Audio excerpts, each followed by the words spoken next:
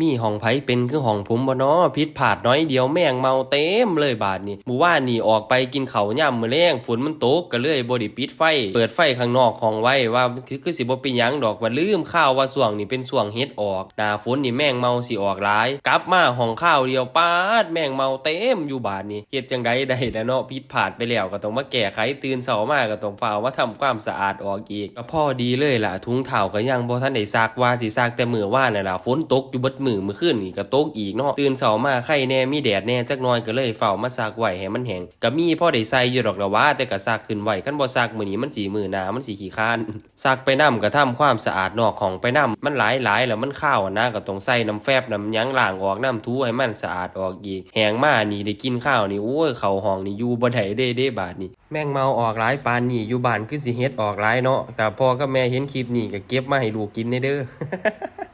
ทำความสะอาดเสร็จเรียบร้อยแล้วซักถุงเท้าเรียบร้อยแล้วก็มาตากกันเลยตัวบาดนี้ให้มันแล้วไข่อยู่มันยังมีแดดอยู่เมื่อคืนนี่ก็ตกอีกตื่นเช้ามาก็ยังครึ้มอยู่แต่เช้าเลยว่าโอ้สิได้ซักบ่น้อก็คิดไปคิดมาไข่อยู่มันก็แจ้งออกแล้วแม่งโอดก็เริ่มห้องละสงสัยสิเบิดฝนแล้วล่ะคือ